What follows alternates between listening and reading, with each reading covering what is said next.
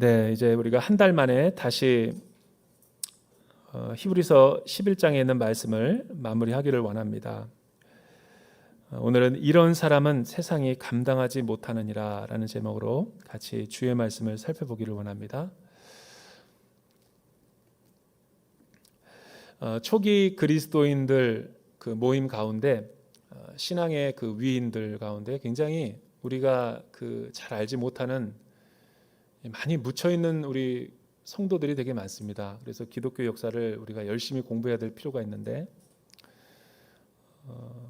기독교 2000년의 역사 가운데 참 하나님 앞에 신실함으로 살다가 많은 우리 성도들이 있지만 기독교가 이렇게 초기에 발흥하고 온 세계로 이렇게 번져나갈 때 중요한 이 기독교 국가가 공인되면서 중심이 되었던 교회가 이 로마 교회라고 우리가 부인할 수 없죠. 왜냐하면 313년은 굉장히 중요한 이 기독교의 달력이 되었기 때문에 많은 영향도 끼쳤지만 사실은 돌이켜 보면 많은 패단도 없지 않았던 것이 역사학자들의 평가예요. 왜냐하면 그 나사렛에서 시작된 작은 소수의 12명밖에 불과했던, 그리고 예수님을 참되게 믿었던 사람들은 매우 큰 경제적이고 정치적인 위협을 당해야 됐던 그 시기였기 때문에 사실은 입술로 자신이 그리스도인이라고 말하는 것, 또 유대교를 떠나가지고 어떤 종파에 속해가지고 새로운 신앙을 찾는다라는 것, 지금의 현대인들의 시각에서는 매우 쉬워 보일지 몰라도 그 당시로 돌아가면 굉장히 그들은 목숨 걸고 믿었다라는 것을 부인할 수가 없죠. 그리고 모진 박해와 또 시련과 역경 속에서 그들은 박해를 온몸으로 받아냈고 때로는 많은 재산과 생명 또 가족들까지도 다 잃어버리는 오늘날의 아프간의 교회와 성도들의 삶이라고 해도 과언이 아니죠. 그때 이 로마 제국이 굉장히 소수점에 불과했는데 불과 100년여 만에 이 기독교 인구가 로마 제국의 인구 가운데 50%로 기하급수적으로 늘어나는 것을 보면서 이 초기 교회처럼 순결한 믿음, 그리스도의 신부로 살고자 했던 많은 사람들은 그 제도화와 또 이 어떤 아주 영적으로 순결했던 그 시대를 그리워하면서 이 지하교회에서 지상교회로 올라가는 것을 타협을 거부하며 사막으로 나아갔던 무리들이 있었어요. 근데 한두 사람도 아니고 굉장히 많은 사람이 세속화를 거부하며 자기는 주님과 함께 이 십자가와 고난을 지고 살아가겠다라고 하면서 이 국교회를 반대했던 사람이 있었죠. 많은 사람들이 신앙이라는 것을, 교회 다닌다라는 것을 액세서리처럼 또 자신의 외적인 타이틀을 어떤 보여주기를 좋아하는 사람들의 거의 문화가 됐고 명목상의 그리스도인들이 많아졌을 때 단호히 이것에 대해서 거부하고 사막으로 갔던 사람들이 있었어요. 특별히 그 가운데 한 여성 그리스도인을 소개하기를 원합니다. 그녀는 이 콘스탄티노플의 굉장히 귀족의 집안에서 부유하게 자란 한 여성이었어요. 그런데 그녀는 이 그리스도의 십자가와 사랑에 대한 소식을 듣고 거기에 완전히 자신의 모든 것을 드리고 헌신하고 위탁된 한 자매였죠. 싱클레티카라고 하는 그 여성이었는데 그녀는 이 부모의 바람대로 귀족의 좋은 남자를 만나서 부유하고 평안한 삶을 살기를 원했죠. 그래서 부모는 서둘러서 너무나 아름다운 미모의 여성이었던 싱클레티카를 선을 봐서 좋은 남자를 소개시켜줬어요. 그런데 그녀에게는 거룩한 고민이 하나 있었습니다. 왜냐하면 그녀는 너무나 일찍이 순결한 신앙과 믿음의 씨앗이 뿌려져서 성령님과 깊은 친밀한 교제를 나누고 있었던 거예요. 그 영적인 불모지에서. 그랬을 때 그녀는 아버지에게 또 그 예비 남편에게 부모님의 강요에 못 이겨서 선을 보았고 또 가정을 이룰 거에 대한 여러 가지 계획들을 세웠지만 단 한 번만 자기가 평생 소원이었던 그 성지순례를 한번 다녀오게 해달라라는 부탁을 하죠. 그래서 많은 이 종들을 데리고 또 많은 사람들을 대동해서 그의 부모님들과 그 예비 남편을 설득해서 이제 자기가 성지순례를 하고 돌아와서 이제 가정생활을 하겠노라라고 그렇게 서원을 하고 떠나죠. 그 당시는 교통편이 없었기 때문에 뭐 갔다 하면 1년이죠. 뭐 그러니까 부모는 굉장히 안쓰러워하면서 그녀가 간곡하게 그렇게 소원이다라고까지 얘기하니까 허용을 해요. 그녀는 너무나 하나님의 사랑을 강렬하게 느껴서 그 성지에 딱 도착했을 때 순결한 신앙으로 예배드리는 예배 공동체에서 예배를 드려보고 또 그곳에서 한없는 눈물을 흘려보기도 하고 예수님이 십자가 골고다 언덕에서 피 흘린 그 현장을 목격하면서 쓰러지기도 하고 예수님이 거니셨던 많은 그 현장들을 돌아보면서 이 비아 돌로로사의 그 마음을 갖게 되죠. 그리고 또 시내산으로 가가지고 사막의 교부들이 있는 곳에 가서 신앙에 아주 뛰어난 그 당시 영성가들에게 자신의 상담도 고민하고 그리고 금식과 또 기도와 고독과 또 어떤 규율 이런 어떤 이 경건의 훈련도 하면서 그녀는 마침내 돌아가기로 한 날을 어기고 결단을 하게 돼요. 하나님 앞에 기도하면서 묻고 의뢰하면서 자신과 함께 왔던 사람들을 다 돌려보내고 편지 2장을 써요. 하나는 부모님에게 또 하나는 예비 남편에게. 사실은 자기는 하나님을 너무 사랑한 나머지 평생 이렇게 이곳에서 주님과 교제하면서 살고 싶다. 그러니 딸 자식을 찾지 마시오. 당신의 예비 신부를 찾지 마시오. 당신의 삶을 위해서 영혼을 위해서 내가 이곳에서 기도하겠소. 그리고 돌려보낸 다음에 그녀는 성지에 남았던 것이 아니라 보다 더 하나님께로 들어가서 순결한 믿음과 하나님과의 강렬한 사랑의 교제를 느끼기 위해서 세상의 모든 것들을 끊어버리고 거기서 깊은 하나님과의 교제를 나누게 돼요. 그녀가 세상에 알려진 것은 28년 동안 혼자 사막에서 교부들의 가르침을 받으면서 성경 말씀을 암송하면서 열심히 이렇게 하나님의 놀라운 은혜와 또 그 당시에 얼마나 세속화되어 버린 교회를 비판하고 정결하도록 중보하면서 한 사람의 크리스천의 실존을 그곳에서 살았던 거죠. 오늘날 현대인들의 시각에서 보면 그 무슨 성속을 그렇게 이원론적으로 나누냐, 일상이 하나님의 나라지라고 할 수 있죠. 그 말도 맞는 말이지만 그 시대는 사실은 특별한 시대였겠죠. 오늘날도 특별한 이렇게 제자도가 요구되는 것처럼 그 당시는 매우 세속화의 물결이 빠르게 진행되고 있었던 시간이었어요.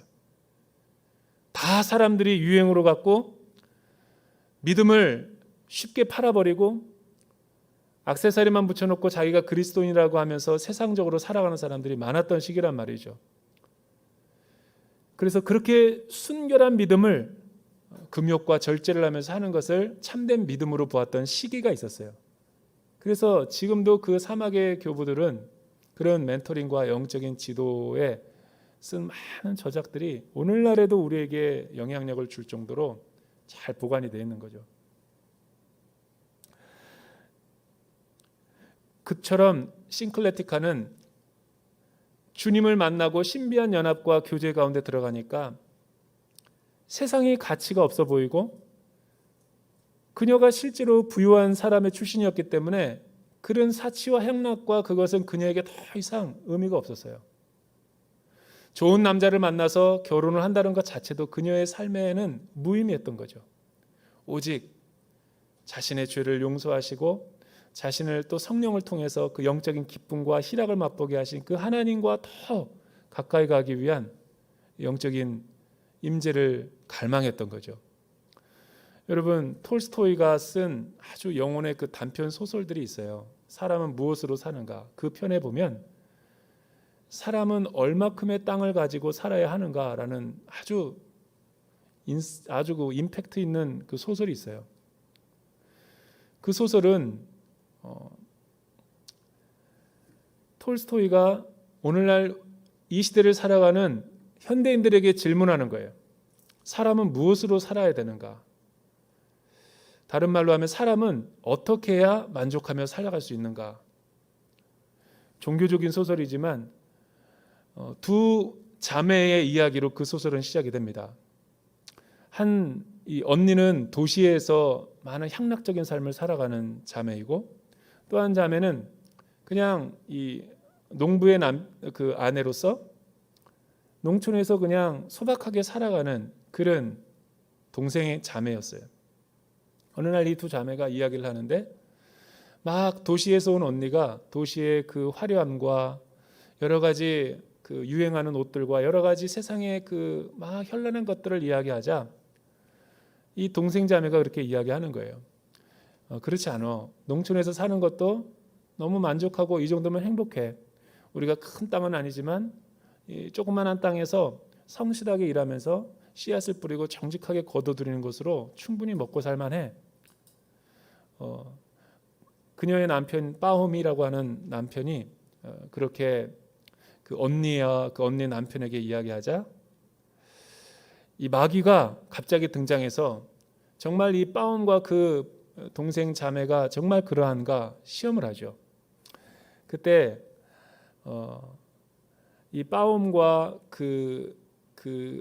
그녀의 그의 부인 동생 자매가 정말로 그 마음이 변치 않을 건지 많은 어떤 기회를 열어줘서 악착같이 모아가지고 내가 이 농촌에 살지만 도시에 사는 언니보다 그들보다 더 나은 삶을 살리라라는 것을 보여주기 위해서 안 먹고 안 쓰고 절제해서 또 있는 형제들의 돈을 다 빌려가지고 지금 있는 땅보다 한 100배 큰 땅을 소유하죠. 그런데 그 해에 농사가 되게 잘 됐어요. 부지런히 성실하게 해서 엄청난 소출을 얻게 되는 거죠. 그런데 여기에 만족이 안 되는 거예요. 땅과 모든 소출은 100배나 늘어났음에도 불구하고 더 크게 더 도시에 사는 저 언니보다 자기가 만족하며 산다라는 것을 깨우치기 위해서 궁리를 하죠. 그래서 어떤 그 지주가 큰 아주 평생 다 개간을 해도 못 이룰 땅을 원하는 만큼 다 주겠노라. 그리고 적은 비용에. 그러나 그 땅이 자기의 고향이 아니에요. 다른 곳으로 이주를 해야 되죠. 그래서 할 수 없이 그 욕망을 채우기 위해서 자신의 삶을 고향을 다 정리하고 이주를 하죠. 그런데 딱 도착하니까 그 지주가 하는 말이 있었어요. 어디서부터 어디가 내 땅입니까? 라고 물어보니까 빠옴이 그 지주가 그렇게 말하는 거예요. 여기는 경계가 없으니까 당신이 아침 일찍부터 어떤 그 이정표를 갖고 끝까지 가는 곳에 가서 거기서 삽을 파가지고 이정표를 딱 세우면 거기가 당신의 땅의 출발이 되고 또 다시 돌아오면 그것이 당신의 땅의 경계선이 될 것이요 라고 원리를 가르쳐 줬어요. 너무 신이 나가지고 그동안 자기가 억눌렸던 모든 욕망과 모든 그 비전과 꿈이 다 이루어지는 것 같아서 그 빠움은 새벽 일찍부터 밥 먹고 계속 하루 종일 가는 거예요. 더 빨리 뛰면서. 그래서 마침내 이 정도면 됐다 싶어서 해가 어둑어둑할 때에 거기에다가 이정표를 하나 떼세우고 거기가 시작이에요. 그리고 이제 시작이 됐으니까 돌아와야죠. 그래서 막 뛰어왔어요. 조금 더 얻기 위해서. 마침내 그의 안에 있는 쪽으로 집으로 돌아와서 여기가 이정표다 하고 딱 망치질하는 순간 쓰러져 버렸어요. 심장마비로 죽었죠. 그 톨스토이가 쓴 거예요, 그 책을. 그렇게 끝나요, 소설이. 그러면서 묻는 거죠, 암묵적으로.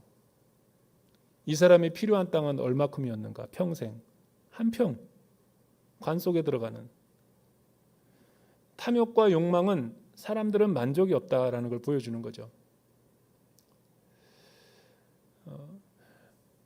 자신의 그 정말 이 목숨을 걸 만한 사랑의 대상을 만났는가, 그리고 자신의 목숨을 걸 만한 진정한 가치와 비전을 발견했는가. 그의 인생이 우리의 삶에 가장 중요한 것이고, 그것을 발견했다면 그거를 위해서 변함없이 신실함으로 순종하며 나아가는 것이 행복한 인생이라는 걸 보여주는 거죠. 여러분, 우리는 지금 히브리서 11장을 통해서 믿음의 본질이 무엇인가에 대해서 지금 다루고 있죠. 믿음의 본질이 무엇인가, 오늘 마지막 설교 본문이에요. 히브리서 기자는 11장 32절과 40절에서 이 두 가지를 대비시키고 있죠. 구약의 성도들의 믿음은 어떠했으며 신약 시대에서 믿음으로 산다라는 것은 무엇을 의미하는가, 이거를 서로 비교하면서 우리에게 이 믿음의 경주를 포기하지 말 것을 권면하고 있는 거죠. 여러분, 바울은 이 유대교의 신앙을 떠나서 이 그리스도 안에 있는 믿음을 굉장히 고귀한 것으로 여겼죠. 그런데 히브리서 기자는 바울이 쓴 게 아닙니다. 히브리서 기자는 유대교였다가 기독교로 개종을 해서 믿음의 신앙을 잘하다가 중간에 배교의 위기, 수많은 세상의 유혹과 세속화의 물결에 휩쓸려서 내 신앙이 난파되기 일보 직전에 위기에 있는 공동체에게 이 서신을 쓰고 있는 거예요. 우리가 이 흔들릴 때 붙잡아야 될 소망이 무엇인지를 우리에게 가르쳐주기 위해서 이 서신이 기록된 거라는 거죠. 그래서 11장 1절서부터 마지막 40절까지 수많은 믿음의 영웅들을 열거하면서 믿음의 트로피를 그들이 어떻게 수여받았는가를 우리에게 보여주고 있는 거예요.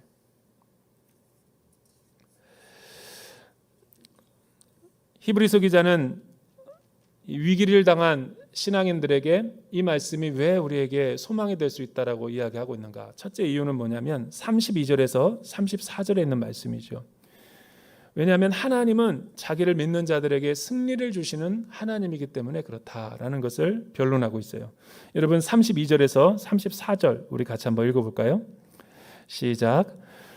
그리고 또 내가 무슨 말을 더 하겠습니까? 기드온, 바락, 삼손, 입다, 다윗, 그리고 사무엘과 예언자들에 대해 이야기하자면 시간이 모자랄 것입니다.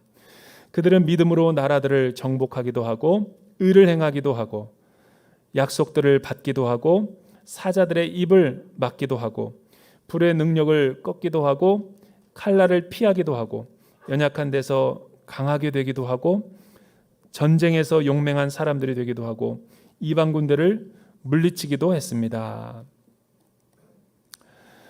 먼저 히브리서 기자가 위기를 당한 신앙인들에게 배교의 유혹을 물리치지 못하는 성도들에게 이야기하고 있는 첫 번째 증거는 구약의 수많은 영웅들을 보라는 거예요. 그들은 한결같이 타고난 믿음을 가지고 있었던 게 아니라는 거죠. 지금 31절까지는 그래도 우리가 다 알만한 믿음의 굉장히 위대한 인물들을 많이 소개했지만 이제 32절서부터 보여주는 신앙의 인물들을 보면 비교적 이 앞에 쪽에서랑 비교해 보면 사실은 덜 유명하고 뿐만 아니라 어떻게 보면 이 몇몇 사람들은 굉장히 신앙의 불완전한 모습도 보여줬던 인물들이에요. 그런데 이들이 하나님을 신뢰하고 하나님 한 분만을 의지하고 나아갔을 때 하나님이 그들에게 권능의 옷을 입혀주어서 믿음으로 자신이 처한 위기를 다 극복하고 승리를 할 수 있었다라는 것을 보여주는 거죠. 예컨대 무슨 말을 더 하겠습니까? 라고 하면서 보여주는 인물이 사사기 시대 때 구약에 최근에 우리가 생명의 삶의 본문에서 나오는 인물이죠. 기드온. 기드온은 사실은 굉장히 신앙에 낙제 점수가 있었던 사람이에요. 그런데 여기에 이 믿음의 전당에 그가 입성할 수 있었던 까닭은 뭐냐면 그도 연약하고 쓰러지고 불완전한 사람이었지만 자신을 의지하지 않고 하나님을 신뢰하며 의지했을 때 믿음의 용사로 쓰임을 받았다라는 걸 보여주는 거죠.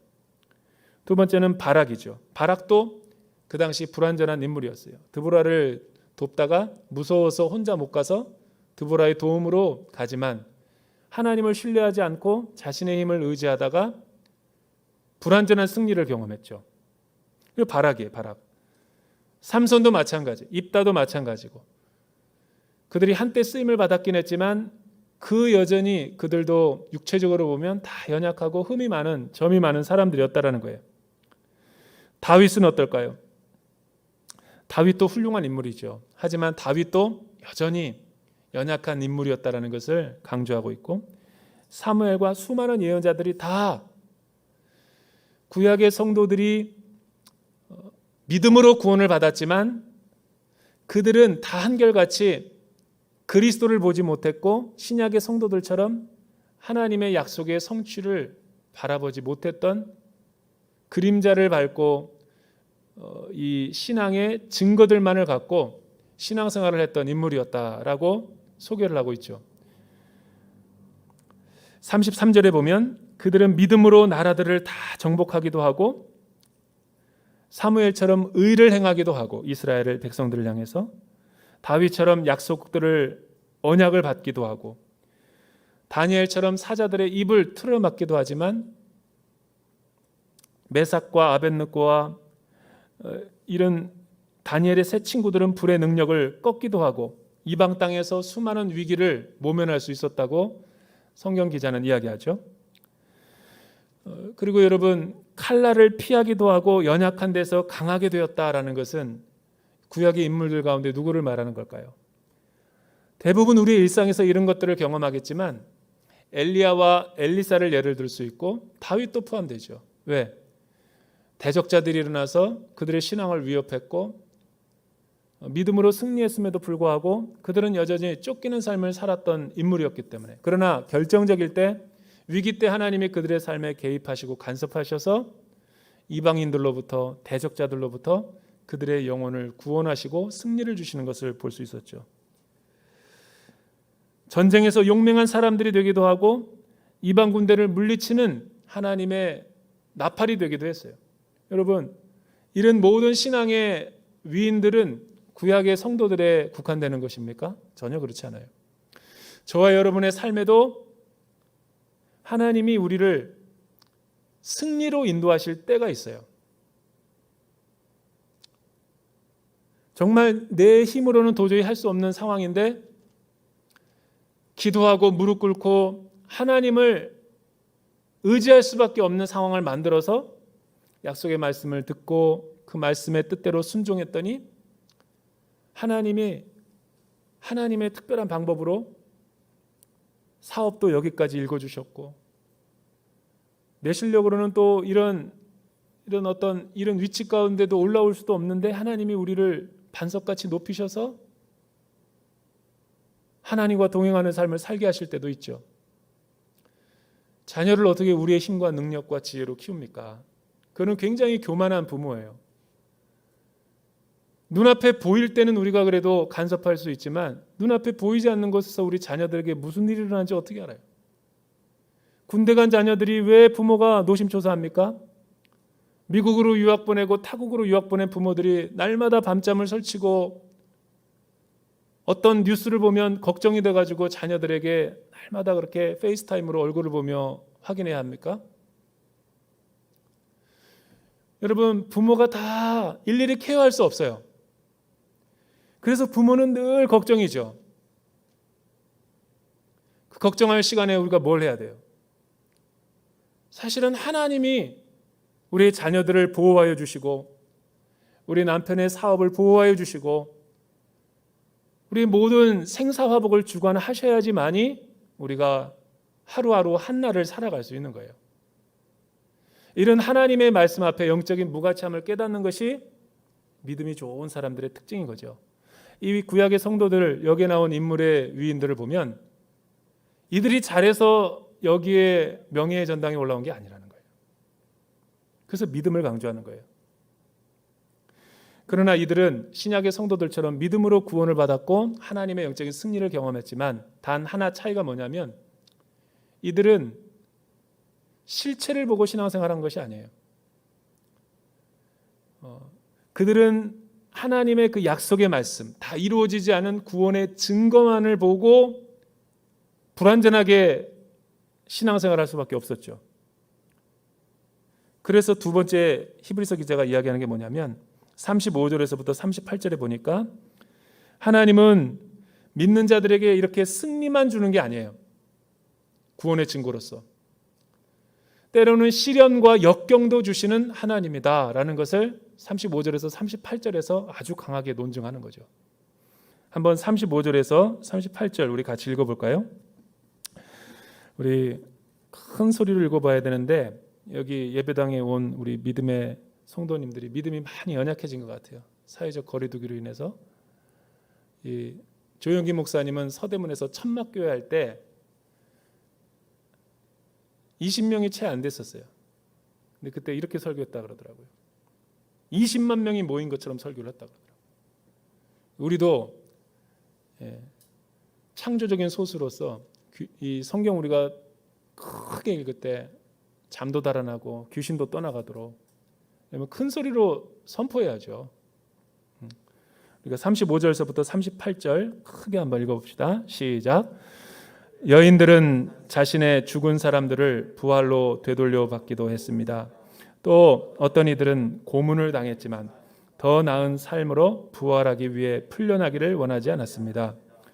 또 어떤 사람들은 조롱과 채찍질을 당했으며 심지어 결박되고 투옥되기까지 했습니다. 그들은 돌에 맞았고 톱질을 당했고 칼로 죽임을 당했습니다.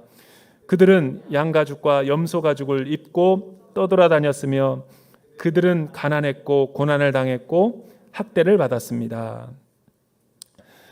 여러분, 구약의 성도들이 아무리 위대한 신앙의 삶을 살았다 할지라도 그들은 하나님을 의지해서 그러한 승리하는 삶을 살았지만 하나님의 구원의 역사와 경륜 속 그 구속사를 보게 되면 그들은 다 성취되지 못한, 예수 그리스도와 함께하지도 못했고 예수 그리스도의 그 십자가의 사건을 보지도 못했고 듣지도 못했고 예언적으로만 그들은 듣고 이런 일이 일어날 것이다 하고 신앙생활을 했단 말이죠. 배를 항해하는데 폭풍을 만났어요. 폭풍을 만났는데 나침판이 있는 것과 없는 것의 차이죠. 그냥 어디로 떠나갈지 모르고 그냥 하나님의 주도하심과 주권 속에 모든 것을 몸을 던지고 같이 할 수는 있어요. 그게 믿음이니까, 노아처럼. 그러나 여러분 생각을 해보세요. 우리 신약의 성도들은 구약의 성도들보다 훨씬 신앙생활하기에 더 좋은 조건을 갖고 있다는 걸 부인할 수 없어요. 왜? 약속된 메시아의 그 증거가 그대로 성취되었기 때문에. 초대교회는 십자가와 부활의 능력을 다 경험하고 성령님의 조명을 통해서 그들은 분명한 믿음을 갖고 우리처럼 신앙생활을 할 수 있는, 또 성경도 우리처럼 이렇게 주어졌었고 이 모든 것을 가지고 신앙생활을 할 수 있다는 것은 어드밴티지죠. 제가 보기엔 인센티브라고요. 그들은 약속을 가지고 있었고 약속이 성취된 것을 누리며 살아가고 있었던 성도들인 거예요. 신약의 성도들을, 저와 여러분들을 포함해서. 그러나 구약의 성도들은 그 증거를 받고 신앙생활을 함에도 불구하고 늘 영적인 승리만 있었던 것도 아니고 시련과 역경도 같이 있었다라는 거예요. 흔들리고 힘들 때마다 그들이 어떻게 했어요? 다 포기하고 싶었겠죠. 그러나 그들이 실제 이 명예의 전당에 들어온 사람들의 삶을 보면, 실제를 보면 그렇지 않았다는 거예요. 예를 들면 여인들은 자기의 죽은 사람들을 부활로 되돌려 받았다. 이 무엇을 얘기하는 거예요? 엘리야 시대와 엘리사 시대 때를 얘기하는 거죠. 사르밧 과부와 그 죽을 뻔한 그 아들, 그리고 수넴 여인과 수넴 과부의 그 아들, 다 죽었다가 믿음으로 살아난 사람들이죠. 치유받고 회복받아서 부활의 능력을 경험했던 인물들로 소개받고 있어요. 이들이 엘리야와 엘리사와 함께 믿음으로 주님 앞에 걸어갔을 때 하나님께서 이런 표적을 일으켰던 거죠.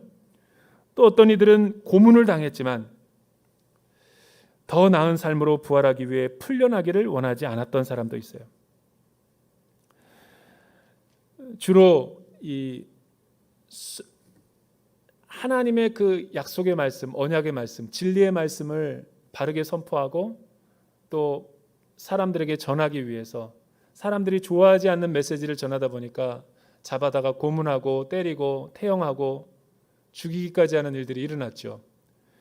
그래서 어떤 이들은 박해가 굉장히 심각해서 이 조롱과 채찍을 받았다, 결박되고 투옥되기까지 하는 사람들도 있었다. 선지자들을 말하는 거죠. 그래서 어떤 이는 돌에 맞았다. 이 예레미야 같은 사람은 돌에 맞아서 죽었다 그래요. 이사야 같은 경우는 왕궁에서 태어나서 귀족적인 삶을 살았음에도 불구하고 나중에 죽을 때 전승에 의하면 톱질을 켜서 그는 비참하게 살해됐다 그래요. 전하지 말라라는 내용을 가지고 전했을 때 그들은 수많은 박해와 시련을 경험했죠. 엘리야와 엘리사는 또 다윗은 양가죽과 염소 가죽을 입고 방황하고 떠돌다가 매우 궁핍했고 가난했고 먹을 것도 제대로 못 먹고 고난을 당하며 학대를 당했다라는 것이 선지자들과 믿음의 위인들의 삶이었다라는 거예요. 여러분, 이게 같은 사람의 일대기죠. 우리 신앙의 그 스펙트럼을 보면 늘 좋은 일만 있는 게 아니죠. 그렇다고 늘 안 좋은 일만 있는 것도 아니에요. 영혼의 변주곡을 연주하시는 분은 우리 인생에서 하나님이시죠. 잘 되게 하심으로 하나님 앞에 영화롭게 할 때가 있고, 또 하나님의 구원의 경륜사에서 보면 이 타임에는 영혼의 어두운 밤을 줘야 된다, 그런 경우가 있어요. 우리가 알지 못하는 영역이지만 하나님의 그 신비한 영역으로 보면 고독하고 단절되어 있는 듯한 느낌을 듣고 다 포기하고 싶은 것 같은 아주 그 영적으로 피곤하고 메말라 있는 상태를 계곡을 지나가야 될 때가 있어요.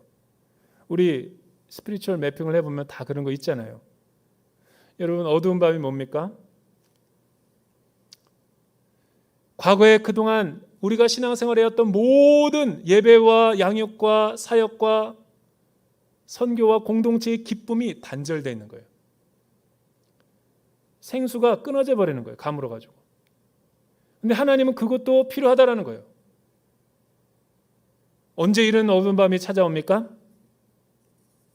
하나님을 의지하지 않고 예수 믿는 사람들이 내 힘과 내 뜻대로 내가 뭔가를 다 할 수 있다라는 이 교만이 들어올 때 하나님이 교만을 꺾기 위해서 어두운 밤을 주시는 거예요. 영혼의 도둑, 나태함과 게으름이 들어올 때 내 힘과 능력으로 내가 그동안 신앙생활을 해왔다라는 것을 자각하지 못할 때 하나님이 인생의 이런 추운 겨울로 우리를 몰아갔을 때가 있어요. 여러분, 위대한 영성가들은 다 이런 영혼의 어두운 밤을 경험하고 있어요. 그 칠흑같이 어두운 밤을 통과하고 나서야 우리가 얼마나 그동안 누렸던 모든 교제와 친교가, 예배가 하나님 앞에 이렇게 놀라운 것이었는가를 기쁨과 감격을 회복하고 더 한층 성숙하는 거죠.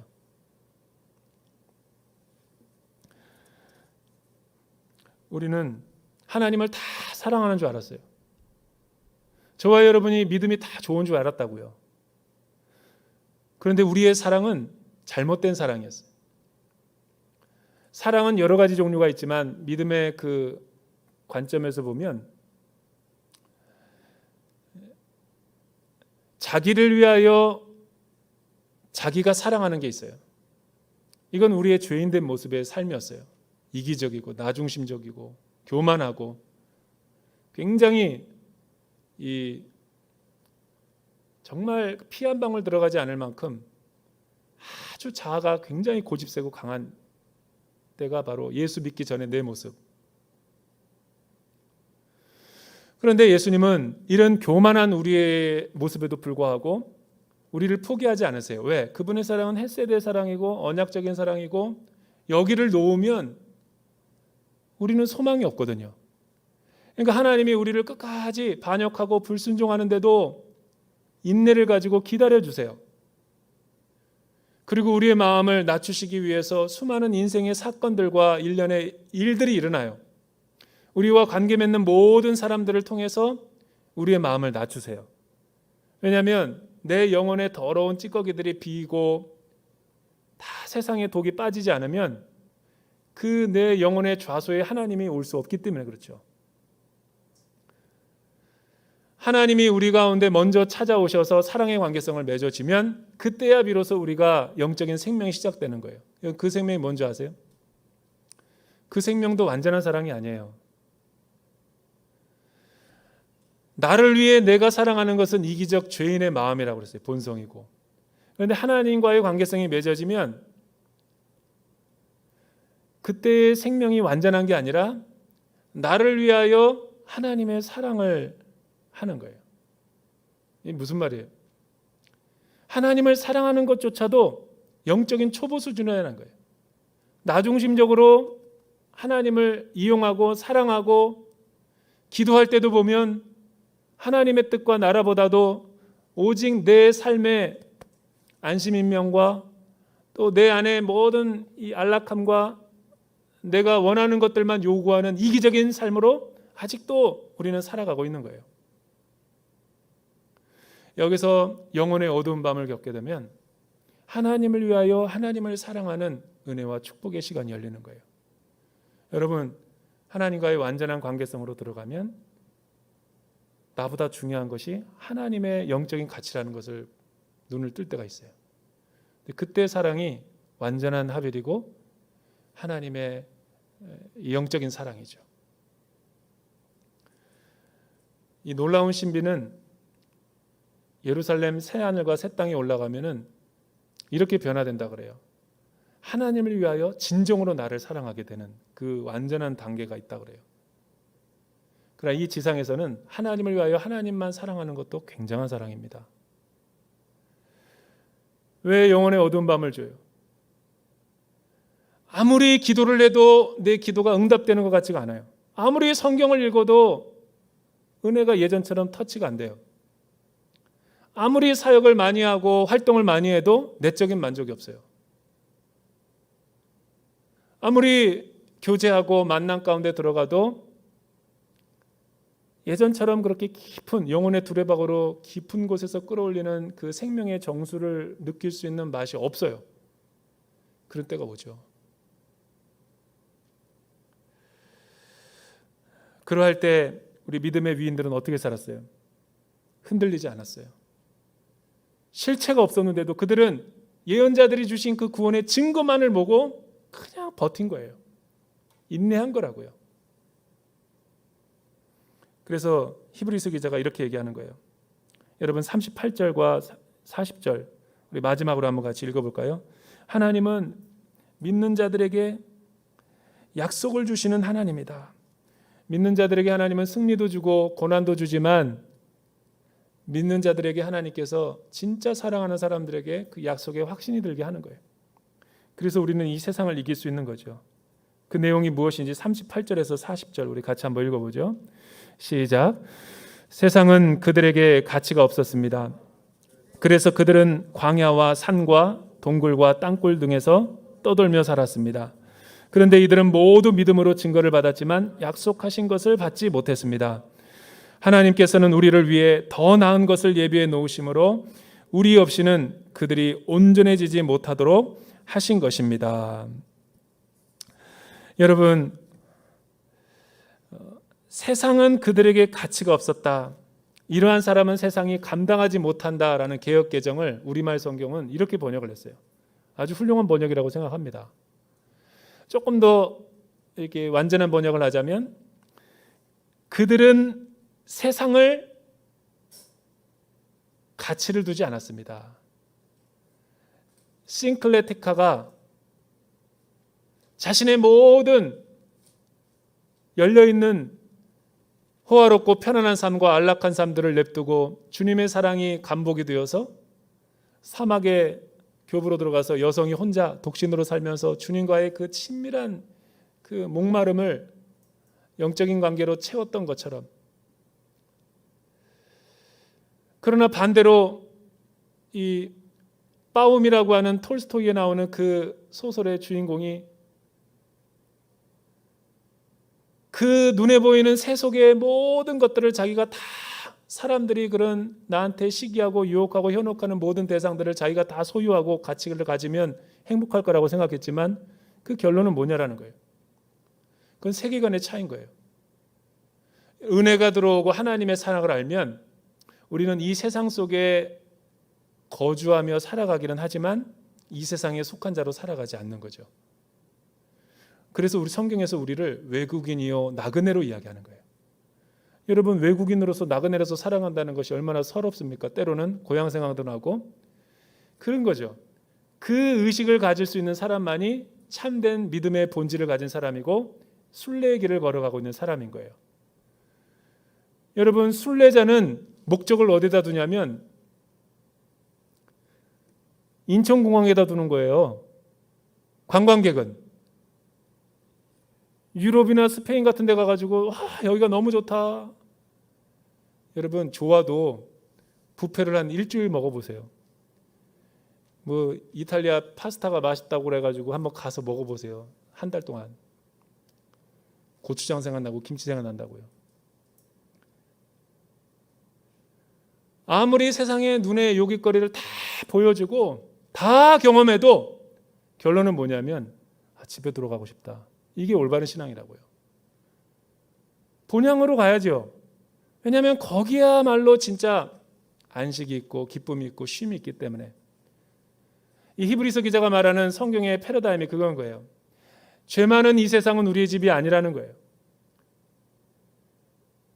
여러분, 이 세상에 살아갈 때 기쁨도 있고 구원의 승리도 있고 믿음으로 이방인들을 물리치기도 하고 많은 사건과 일들을 경험하고 역경과 시련도 사건도 일어나지만 그 또한 지나가는 거예요. 이 세상에서의 삶은 불완전하기 때문에 여기가 우리의 항구적인 도성이 아니라 하나님 앞에 설 그때까지 그날을 바라보면서 우리가 믿음의 갑옷을 입고 이 땅에 전진해 가면서 살아가야 되는 거죠. 그런 사람의 영적인 무기가 뭐예요? 하나님과 친밀한 사랑을 나누면 주님만 보이고 하나님만 사랑하게 되지. 여러분, 그 관광객들로 살아가는 크리스찬들은 자꾸만 뭐 어디 가서 군것질 하려고 그러고 뭘 보려고 그러고 기웃기웃거리고 뭐 여기 없으면 또 상대적 박탈감 느끼고 빈곤감 느끼고 그럴 틈이 없다고요. 왜냐하면 예수 그리스도가 십자가와 부활의 능력이 성령 안에서 우리가 이미 약속이 성취됐고 우리가 아니면 위기를 경험하고 있는 히브리 공동체와 믿음의 경주를 하고 있는 저와 여러분이 이 믿음의 계주에서 바통을 놓치고 다음 주자에게 주지 않으면 이 하나님의 약속의 성취는 구원의 증거로 끝나버리기 때문인 거예요. 그러니까 구원의 성도들의 신앙과 우리의 믿음의 신앙을 지금 무게를 달아보는 거예요. 그들은 어려운 상황 속에서도 이런 승리를 했다. 우리는 아무리 어려워도 주님이 우리와 동행하고 있지 않냐. 약속이 이미 성취되었지 않냐.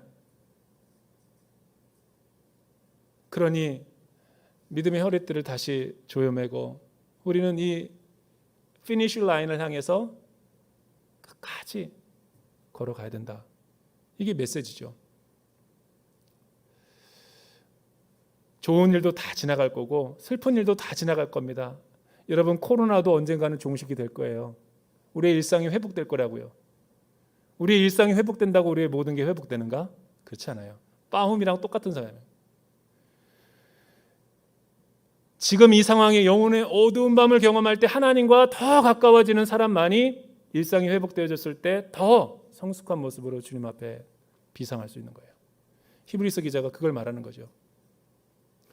여러분, 다음 주 설교가 궁금하지 않으세요?